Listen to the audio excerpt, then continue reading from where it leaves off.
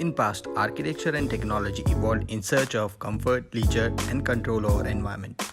But in present day, evolution is heading in search of sustainable environment. Power opted solutions evolved and formed a new segment called renewable energy resources. Primary energy consumption by non-renewable resources is still greater than renewable resources. Similarly, in present day condition, structural solutions begin to adapt active and passive design strategies. These strategies can lead us to depend less on non-renewable energy resources. Active design strategies usually consist of heating and cooling systems. This can be directly related to power opted solutions. With help of renewable resources, energy of these active systems can be generated green and clean. Passive strategy is an approach to building design that uses building architecture to minimize energy consumption. Passive strategies are practiced in different ways.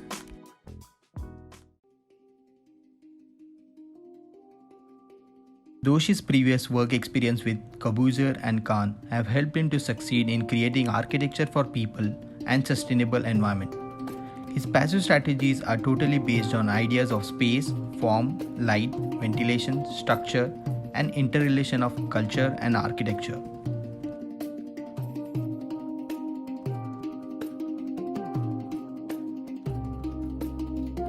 In India, house is the most precious thing in our culture. It's not a shelter, it's a home. Culture breeds there. Life breeds there. Tolerance breeds there. Sharing breeds there. All the values that we have come because when there is a restraint, so you learn to cooperate and you learn to grow and you enrich yourself.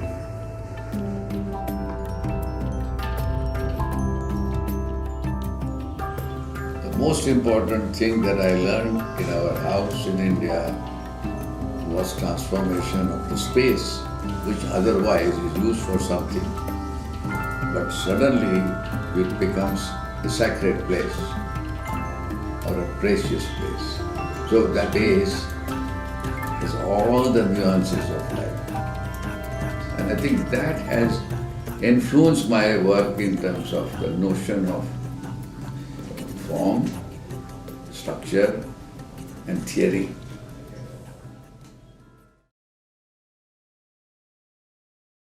In works of Tom Kunde, mechanization plays important and multiple roles in creation of sustainable environment.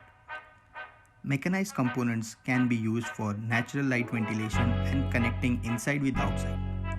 It also leads to minimalistic approach and helps structure to transform from one space to another space, which reduces building footprint.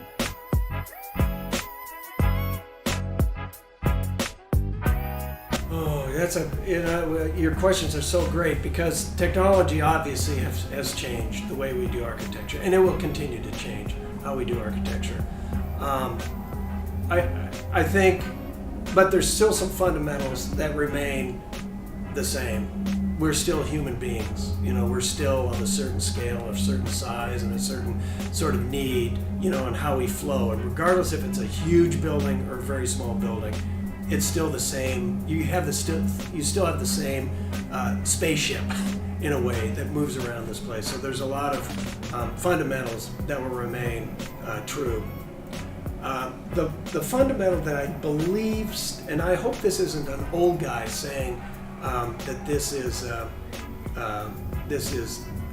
the only way to do architecture, but I do think that I've recognized that as technology comes into our industry, if you're not drawing at a certain point in the design, if you're not making a very literal link to the end of your finger and making the changes, you lose a certain nuance in the building.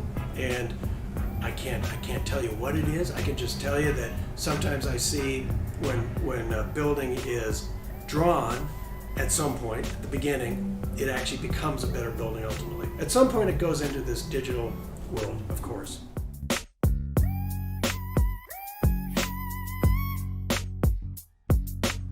This advanced 3D visualization softwares and simulators are extremely helpful to understand, speculate, and modify design at its conceptual stages.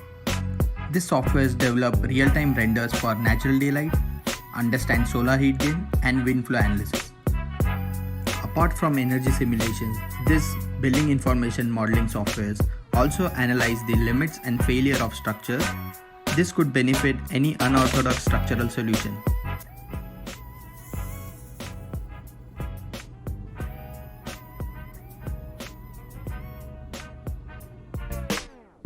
Traditional and mechanized passive strategies take opportunity to collaborate with advanced technology.